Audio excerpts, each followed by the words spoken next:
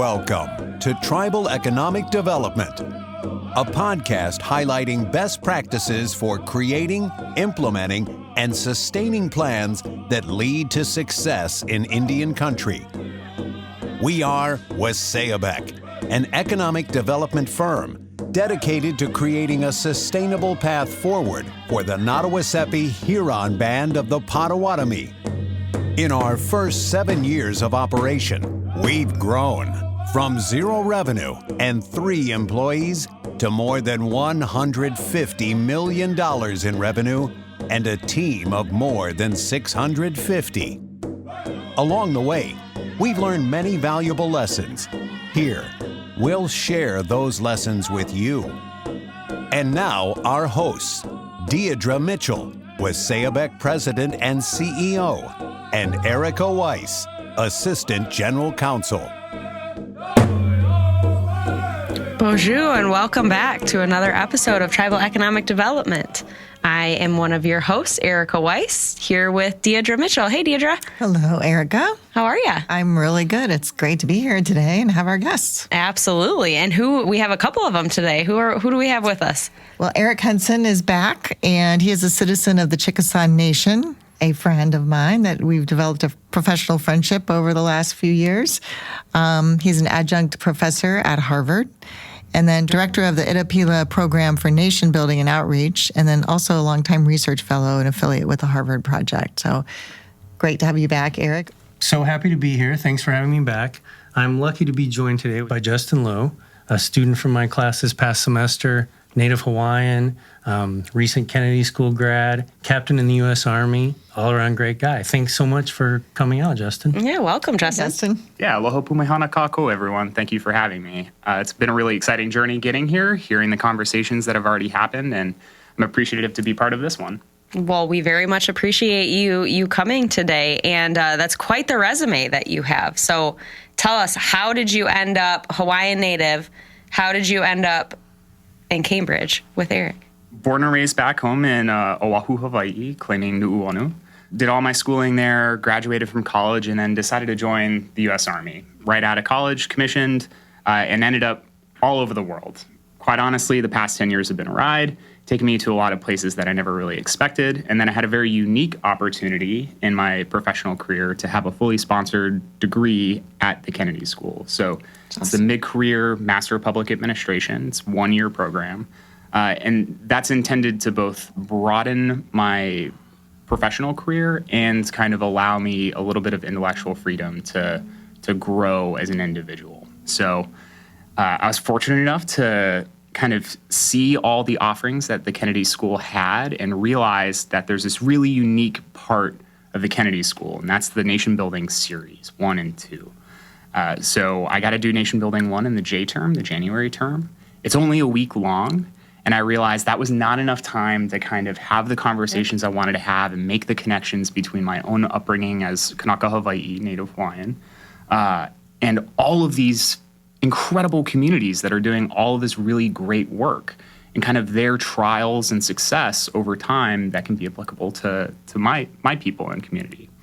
And so I arrived at Eric's class, right? Nation Building 2, which is, this really incredible opportunity to choose from a list of very varied and important projects and take on the task of directly helping a community and what they have determined that they need and see as valuable. And so in my particular iteration of the class, there are 23 projects to kind of choose from. And within those choices, they're prioritized and you're matched with a couple of people and you do it as a group. So Waséyabek happened to be the project that I was assigned to and got to participate in. Yay, and thank you. Yeah, absolutely. I preferenced it because it was outside of my comfort zone, but just enough familiarity where I thought I would lend some value to the project itself. Because you don't want to jump off the deep end and drown. You want to be able to contribute. Doggy paddle your way back to shore. Absolutely. Maybe get a floaty tossed in there if you need it. Yeah, there you go. Well, for starters, thank you for your service. Absolutely. And we're definitely going to talk about that collaboration with Waséyabek that you had in that Nations 2 building. We talked a little bit about it the last time you were here, Eric. You had talked about Justin just mentioned these 23 kind of different things that they could choose from. And we talked last time about experiential learning. Tell us a little bit about kind of what this list is and how projects go about being put on there. Oh, sure. It varies every year. We take an approach where we sort of throw our open arms to Indigenous communities worldwide and ask for their input on what we might be able to help them think through. It tends to be between 20 and 30 project proposals. And really the way to get on the list is to reach out to me, contact me. I'm easily findable. You can Google Eric Henson Harvard and my faculty page will show up. And, the website here, people here can share my phone number, email. And so I spend a lot of time in the late summer and through the fall semester talking to many communities about what they might be prioritizing, what we could maybe help them think through. And so last semester we had 46 students working on 19 of those 23 projects. Wow. We tend to have more project proposals than we have people in Bodies. the room to take on, right? Because we really do try to make it a team project. I did economics consulting full-time for many years, and I never worked on a consulting project solo. It's always a team. That's a great point. Team building, collaborating, and doing it with an Indigenous community where some people already have some Native connections in the world, like Justin. Some don't. Some of our students, this is their chance to really learn how Indigenous people work. And last spring, we had a project in Australia, a project in Mexico, 4 in Alaska, and the rest in the continental U.S. Okay. But I'm always open to new projects from different parts of the world, different communities, a wide range of topic areas. It keeps me very interested. I think it might be hard to teach, accounting 101 every semester for an entire career. This is the real world in a research and learning environment. And I wake up every August 15th going, okay, it's time to start the next cycle for the next spring. And it's very exciting and rewarding. I can imagine. Deirdre, so what did you ask from Eric when you reached out to be put on this proposal list? So this is our second project, actually. For this one, we asked about how can we educate businesses or anyone wanting to do business with a tribally owned company. And it was born out of some of our business partners just really not knowing. I'll give you 2 examples. Our banking relationship with Huntington Bank, who is going to be a podcast partner here coming up soon. Fabulous relationship, but there was a lot of education that needed to take place to teach them about sovereignty, limited waivers of sovereignty, and how we needed to set up our organization, for success. And then we have a current struggle right now with insurance companies. So anybody listening out there, we found out recently that no matter what your balance sheet says, no matter what your loss history is or anything, you're automatically put into a high-risk category if you're tribally owned. Not sure how that happens, but we are taking on that challenge to educate those folks as well so we can get a little more equitable treatment. So, yeah, and I will say a lot of what I did when I was in private practice before coming to Waséyabek was educating my finance clients, my banking clients, my PE, in what it means to do business in Indian country, what limitations are on you when you're doing business in Indian country, what you need to understand when you're working with a sovereign nation and the businesses that they own, right? So I totally get that. Definitely a big education component. So Justin, what about this project made you want to jump on it? So I definitely understand the importance of reaching a broader audience and educating them about the opportunities that are in place with tribally owned businesses or tribal business enterprises and the role that those enterprises play as an expression of their nations as sovereign entities. And the way I looked at it is I could kind of see the framework behind some of these enterprises and businesses and how they were structured and how we wanted to convey that expression of sovereignty to others after taking that J-term course, Nation Building 1, right? So Eric has talked about the 4 pillars of the Harvard Project and how important they are as good practices, what was successful and is successful out there. And I saw opportunity to try to take those 4 pillars and tie them into the Waséyabek story because we know that they were already there and showcase that to others as a demonstration of what things could be and can be for their own communities, right? And so I kind of saw the strategic guidance and the corporate governance side is where I could lend myself to. And then as an Indigenous person myself, kind of help on the cultural side of it. And then where I thought of myself extremely out of my depth was on the legal end, right, of explaining the nuances of sovereign immunity and waivers and everything else and how it relates to banking, insurance, and all that stuff. I was immediately overwhelmed. But by chipping away at it, especially as part of a group, I kind of saw that I could lend value throughout all parts of the research project. So that's what kind of inspired me throughout that semester-long adventure. Yeah, and you mentioned the group, and it might be worth mentioning the other expertise you had in your. Yeah, so it was a group of 3. So we had a phenomenally talented group that consisted of a former consultant. We had someone who had been involved in business practice for an exceptionally long time, who all but like threw themselves at the legal part, like volunteered and said, I want to do that one. I was extremely thankful for that. She was wonderful. Yeah, Frances Reed just took that on and just ran with it. But ultimately, like the individual strengths is what allowed the project to be successful. Because like Eric says, one person cannot take on a project of that size and be successful. And it was just an extremely pleasant experience working with your group, and the product was fantastic, which we'll talk about here. We will. That product was Bridging Cultures, is what it's called. It's a guide for non-tribal businesses seeking to establish successful partnerships with non-gaming tribal businesses.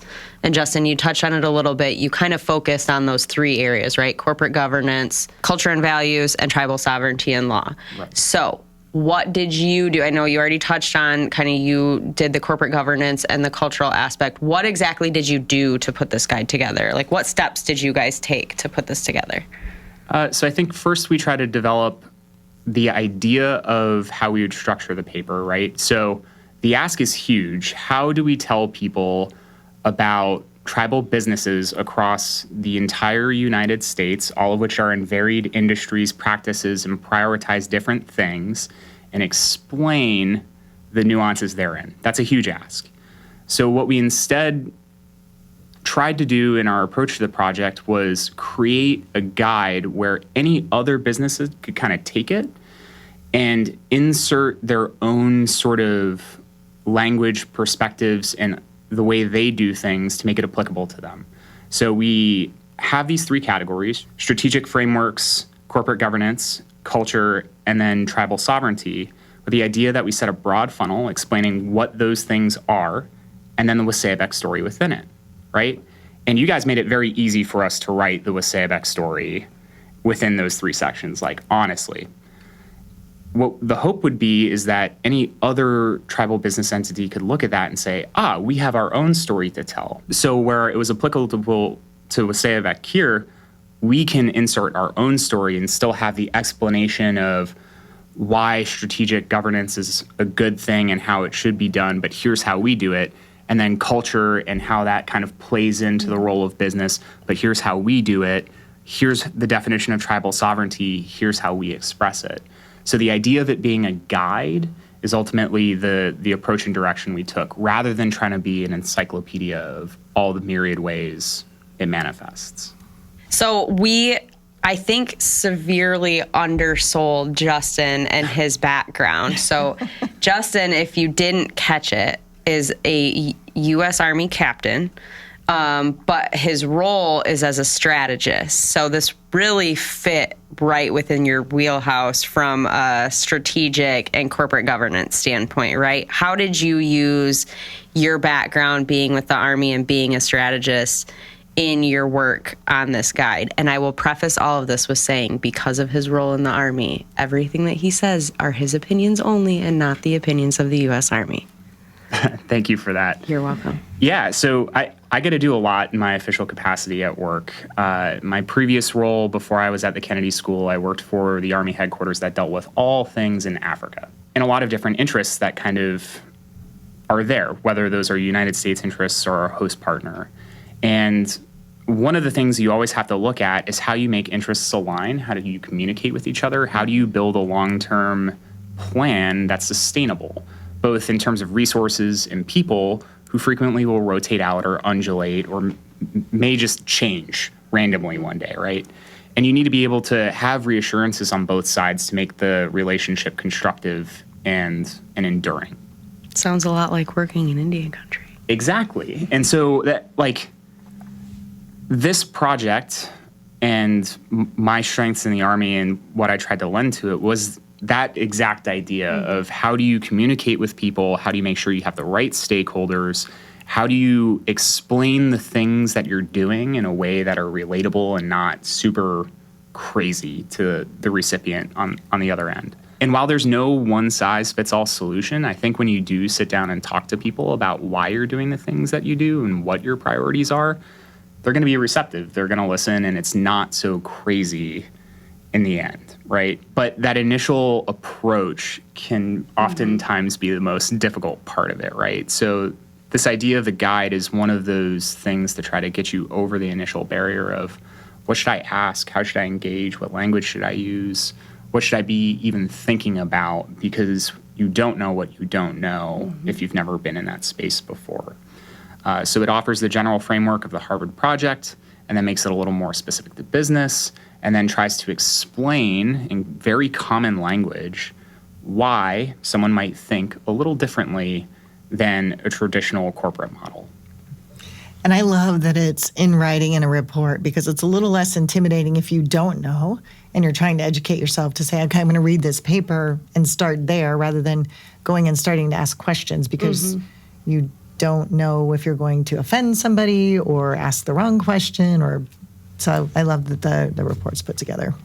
Well, it might serve as a primer for some people, right, who they can kind of jump ahead a little bit. One thing that maybe, I guess it's a question for you, is how much of your time do you spend sort of educating and re-educating and educating and re-educating again with different potential business partners, banking partners, insurance partners? It sounds like a lot, and maybe this can lessen that burden a little bit. While at the same time, sometimes when I'm speaking to tribal leaders, I say it might grow old, but at least these outside enterprises or entities are interested in talking to you and asking those questions. Like, it's a good thing, actually, that they're that relationship is there. Wanting some relationship with you. And even if it gets old, that re-education process is a value to tribal people everywhere that you're providing. So how have you experienced that? Yeah, I say communication, education is 85% of my job. And it's with outside providers, it is a really critical first step to even get, to your point, that kind of at least level playing field-ish as much as you can get in a conversation. So you're right, to have something available as a precursor to that, but it's always an ongoing conversation also. And so, yes, it's a huge part, and I guess there is the potential to get tired of it, but it doesn't ever seem tiring to me because it's one more person who understands better, and that's a big deal. Yeah, I will say the more and more I started to work in Indian country, I remember very distinctly, I think it was maybe just after I came to Waséyabek, and I was at, a friend's house for a birthday party and I think I ended up sitting there talking to a handful of women for maybe 20 minutes.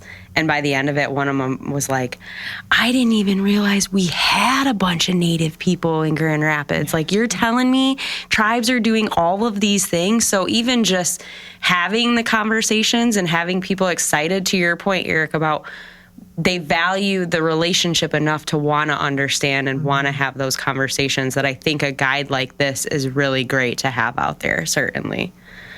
Justin, you mentioned when you were just talking kind of the differences between tribal business entities and traditional. What are some of those big differences that you saw stick out to you as you were completing this work? Well, I think the first one is the idea that comes out of the Harvard Project was the idea of cultural match, right? So the values and priorities within a cultural lens translate into the priorities that you pursue in business. And that means you could have a community that wants to have environmentally sound practices and, have water reclamation or something like that, right? And that becomes a priority over profit, or it becomes a priority over separate business interests such as like housing. In all those different examples, you have to understand why they're prioritizing things a particular way through the lens of cultural priorities, why that matters to them in this specific moment in time. So there's that idea that a business may not be solely driven by profit motive, and it could be driven by something else, and that they're willing to, balance between these values over time and adjust them. And then the other one is that there are legal frameworks that are also very distinctive with tribal businesses because they are expressions of sovereign nations, right? So the corporate dynamic is not as clear-cut as just going to a state LLC and being like, oh, yeah, let me see your books. No, because our nation practices data sovereignty and maintains the rights to that data and isn't willing to just hand it to you. That's one example, right? So on the whole, you need to understand why they're doing it and then how they do it. And those are the two things to kind of balance in thinking. You have culture behind the why, and then you have the how and the physical institutions and the expression of. Those were kind of the two larger takeaways from me writing the report. And, this idea of the conversation, if you read it all throughout it, it says, if you don't know, ask. There is no one-size-fits-all solution. It will be different. Just don't take our word for it. Ask. And that's just repeated on every single page and every other paragraph, this idea that you will not have a clear-cut answer until you ask. And I think it's important to remember, I think we live in a culture where people are so nervous about offending people, right? But in instances like this, where you're genuinely coming from a place of trying to understand, I have never been in a situation where someone asked a question, genuinely trying to understand, working in Indian country, and insulting the person sitting on the other side of the table, right? Yeah. So to your point, absolutely. I mean, if you don't know, you'd rather not know and ask the question than not know and do what you think, right? And then risk offending someone even more than if you would just ask the question. These downstream consequences you had no idea or no intention of. Exactly. Right. Yeah. Especially when in Indian country in particular, right? Indian country is so big and so vast and yet so small at the same time.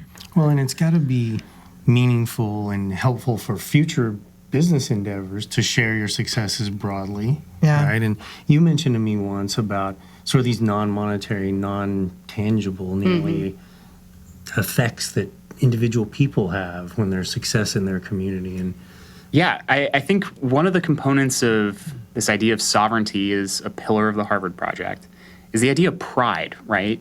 So when businesses do well, when they benefit their native communities see that and are proud and expressive of it, right? And they're like, look, we did the thing. We've been saying we were going to do it, and we did it. And it's sort of a flex.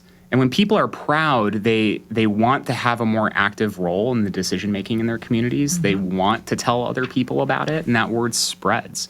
And you see it in so many different ways, not only in business, but in television, in arts, in events, and just in any way you can think of that can make an impact in a community. Those are important because they become the fundamental underpinnings of pride, which gives rise to further expressions of sovereignty.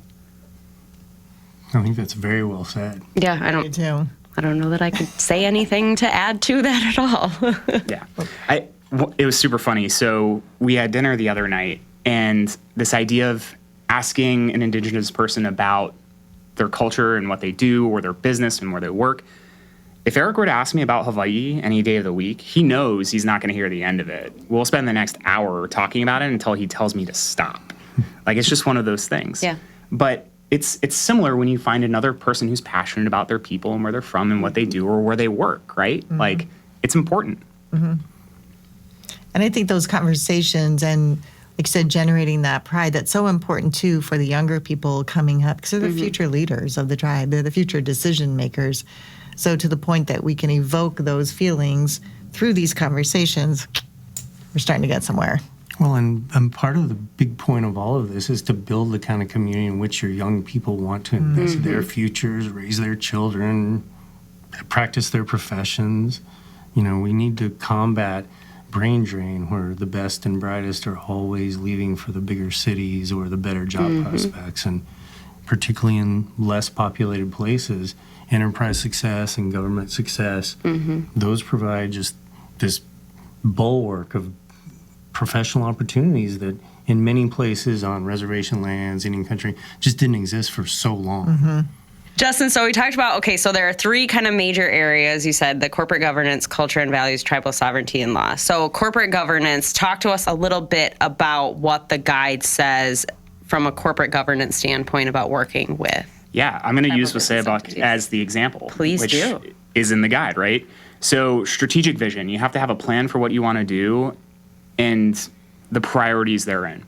So you guys have a 5-year plan, a series of 5-year plans that extends out with a long-term goal, right? And so the corporate vision is there, and it's tied intimately with what NHBP kind of needs, right? And there's a dialogue between both the corporate board and the tribal government about the revisions to that plan. And I think awesomely, you communicate that to the community as well and say, hey, here's the 5-year plan. So there is a vision, right? You need to have a clarity of vision. You need to be able to communicate said vision because that's going to set the tone for everything that follows. And that's where strategic alignment comes into play between both the corporate side of the house and the government side of the house. In some instances, you can have tribal business entities where those two things are one, right? The tribal government runs the business. And other ones, they're more compartmented and there's more rules about how they interact with each other and the level of oversight and control. But nonetheless, these two things must be aligned through that vision. And then you need the corporate governance piece. So the strategic vision is the why, and the corporate governance is the how we're going to make it a reality. So you guys have a board of directors. You have a way in which you communicate with stakeholders and a process by which a series of documents at routine intervals of how you're going to communicate with them. So there's a clear-cut plan, everyone knows the plan, and then you do the plan. And this idea of corporate governance is not as easy as it sounds because it ties back to 1, leadership, and 2, good governance. So you've laid the bones of institutions, right? But you need the leadership to see it through, and you need to make sure that there's no bad actors who are just going to look at that and throw it in the trash can. And as long as you have those things, you can be successful. We've seen it over and over and over again throughout Indian country. So like when we wrote the section on strategic vision and corporate governance, those were the examples from Waséyabek that we wanted to pull through as just one example of what you can do to have alignment and then execution. And that is so important. I've said it before on other episodes, just the longevity and consistency of the vision and the plan. We could not be where we are today if that strategy or plan was being changed every couple of years. We don't have any of our original board members, so 9 years on, 10 years on that I've been here. We don't have any of the original board members, and yet the strategy has stayed the same. And that is so important to our success and any business endeavor success. And correct me if I'm wrong, but that evolving board is part of like, it's still within the overall strategy and the vision, but it's an acknowledgement of how flexibility, particularly with the rapid growth you've had, is important here. How do you kind of manage those two things, like sticking to the path, but also always evolving? Yeah. So we have those 5-year strategic plans, but we have annual strategic plans too. So there may be some adjustment that needs to be made in progress as you're going along, depending on what you're finding out. But it shouldn't be, unless there's a really good reason, a major deviation from the plan. So then the people also, I would encourage governments not to think we've set our board, we want that board there forever, because the business evolves, the business grows, and you might need a different expertise. So we have a couple of independent seats on our board that we can bring in different subject matter experts that's needed as the business grows. And one of the things that Waséyabek has kind of done, and I think it was mentioned in the previous episode too, is this idea of development, right? Workforce development, but also leader development. Because you aren't going to be there forever, and someone has to be able to take your place for the institution to be resilient, right? So you're already starting to identify the talent where it is and cultivate and grow that in an organization where the vision is already clear. So you may be someone who's 18 stepping into a role, but you already know the vision for 2040, and that's really empowering. Yeah, absolutely. I mean, that's this 7 generations thought, right? That really kind of flows throughout, I would say, our entire organization. I think that everybody that sits at the corporate level, correct me if I'm wrong, Deidre, knows that they're working to work themselves out of a job to be replaced by a tribal member ultimately, if that's a tribal member's choosing, right? I mean, I think all of us are on board with that mission of, yes, we are here right now in this moment to build what we can, but we're also looking at the next 7 generations and who's going to come up behind us and making sure that whatever we're doing today sets that next 7 generations up for what they can build on going forward then too. So yeah, I think that long-term planning and strategic planning and goal setting is really imperative to your point, to the continued growth, but also remaining flexible within kind of the guidelines that you've been given. Well, it's also given young people, because we want to put tribal members in these spots, but we don't want to put somebody unqualified there. It just sets that person up for failure, which is really sad. So what we work with the youth, and what we've seen too, are younger people saying, I want to do that. So they're now starting to build their own foundation that they can come up through the ranks and can take those positions. And that's really rewarding to see too. You've seen people kind of modify their educational direction based on a particular interest within the Waséyabek portfolio. Yeah, we've had some really exciting stories come out of our LEAD program where, maybe someone who wasn't necessarily looking to go to school, all of a sudden kind of the light bulb went off and said, that looks really interesting. I'm going to go try that, right? So that's part of why we do what we do, right? Yeah. It's not just about, to our conversation the last time you were here, Eric, right? It's not just a dollars and cents success story all the time. Sometimes it's some of those other intangible stories that you can't necessarily put a dollar figure on.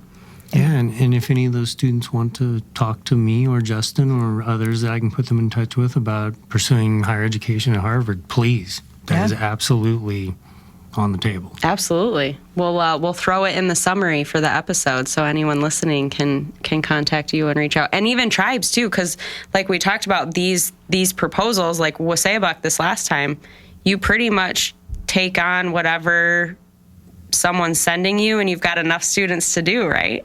We try to work with the proposer to make it manageable. We want challenging but manageable. You heard Justin sort of mention, like, this was kind of pushing me a little past my comfort zone, but it seemed doable.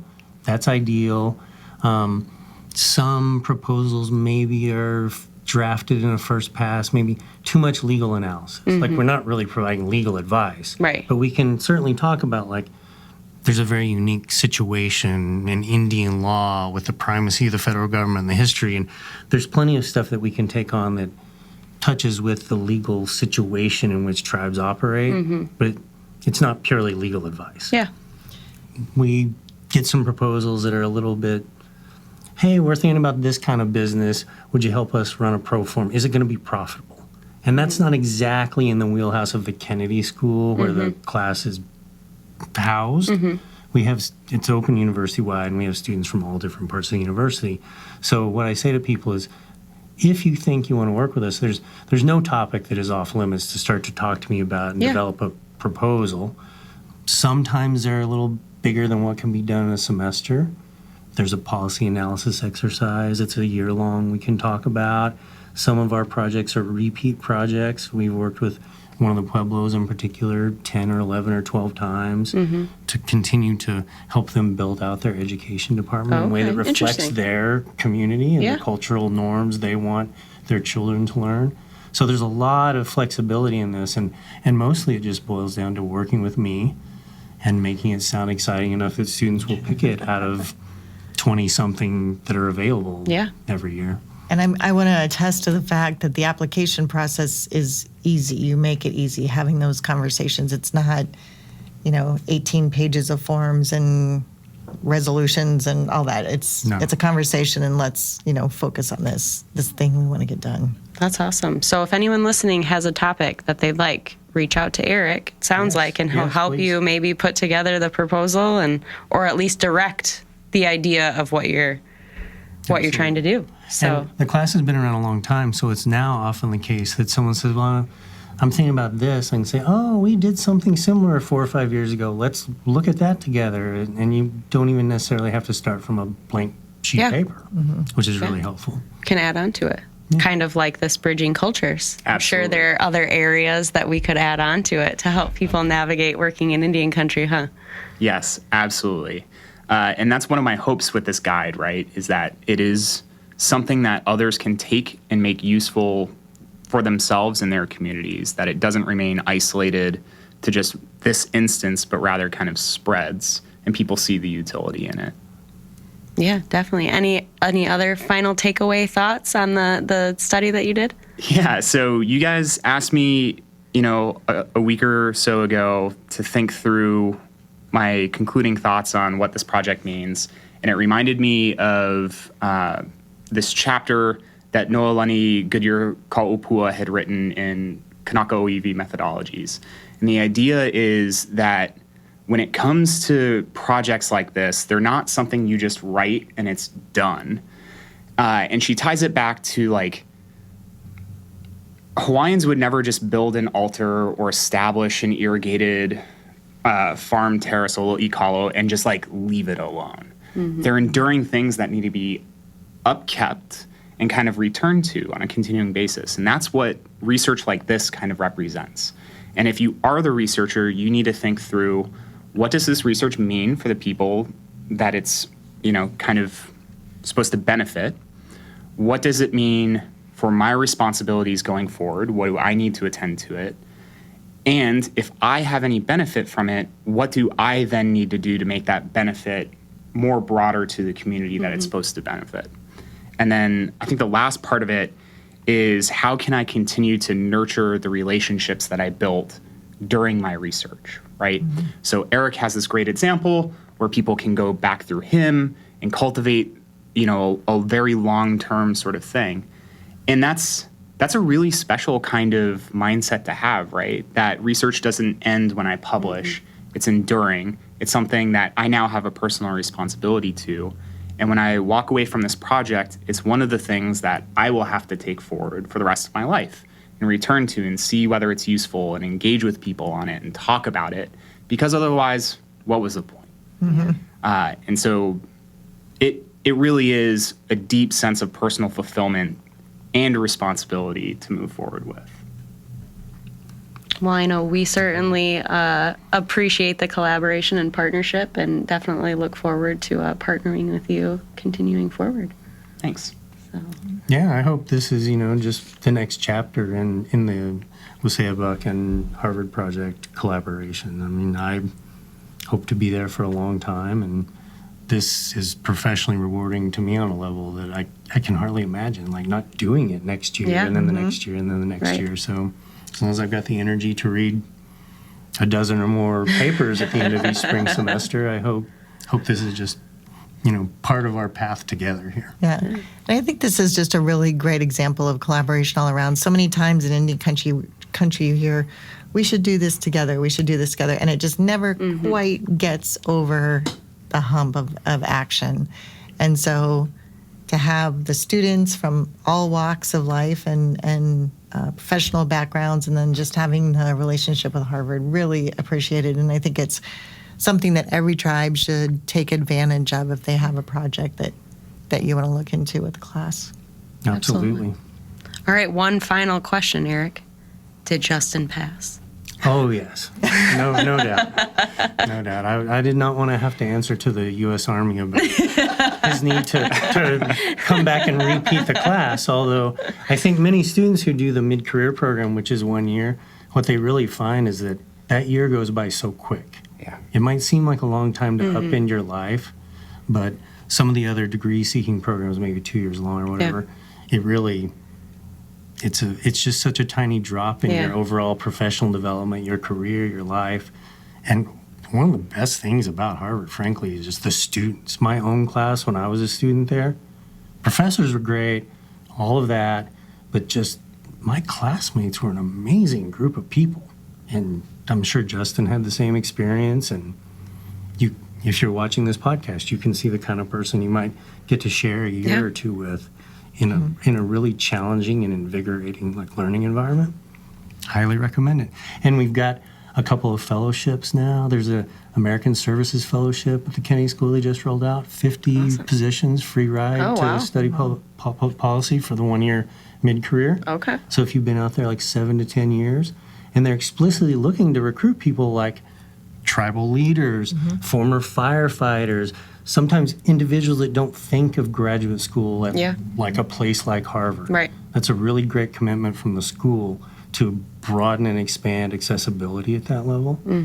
We at the Harvard Project are coming up with some money that's going to help Native students or even non-Native students interested in Indigenous affairs. That's fantastic. Defray the costs of attending. So it's a really exciting time to be at Harvard University, believe it or not, on the East Coast, focusing on Native issues.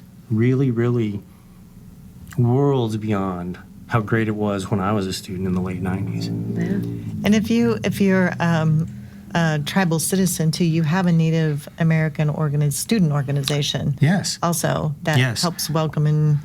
There's a university-wide office called HUNAP, the Harvard University Native American Program. This T-shirt is one of their annual. They do a huge range of things, and it's a really great landing place, particularly if you're not from a big city, you've never lived on the East Coast. It's just this incredibly welcoming place to center your time at the university around. Some great people work there, Native people. It's run by a Wampanoag guy who's just absolutely fantastic. So if you like to talk about educational opportunities at Harvard, definitely reach out to me. I can put you in touch with others around the university. The university's quite big and very diverse, and there are 14 degree granting institutions that make up the university. So if I don't know exactly what studying at the divinity school at Harvard looks like, I can find someone who does. We had a student in Justin's class this spring, great guy, at the divinity school. I'm sure he'd love to talk to a prospective student who wanted to study at the divinity school if that's your interest. Absolutely. Well, very cool. I had no idea that they even had that many options. So it's a much bigger play. People think of Harvard, I think, a lot as the undergraduate college and the small number of admittees every year, but the place is really big and very varied, really varied, and it offers a whole world of opportunities. Some purely intellectual, some professional. Just it's an amazing place. Yeah. Well, thank you for sharing. And thank you both for coming on and hanging out with us here in Grand Rapids today. We appreciate your time and certainly look forward to the continued partnership with Harvard. And Eric, you're our first second-time guest. So I feel like you deserve an award or something. All right, see you next month. We'll do it again. There we go. It's great to see you both again. Again, thank you for being here. Pleasure. And thank you for the work on the project. It's both projects. They've been very valuable. So glad to hear it. And thank you all for tuning in with us today. If you enjoyed this episode of Tribal Economic Development, please make sure to leave us a 5-star review on Apple Podcasts and Spotify. Also, if you have any questions or additional topics that you'd like us to focus on in future episodes, please feel free to leave us a comment or some feedback right on our website. That's waséyabek.com/podcast. We look forward to hearing from you. Thanks.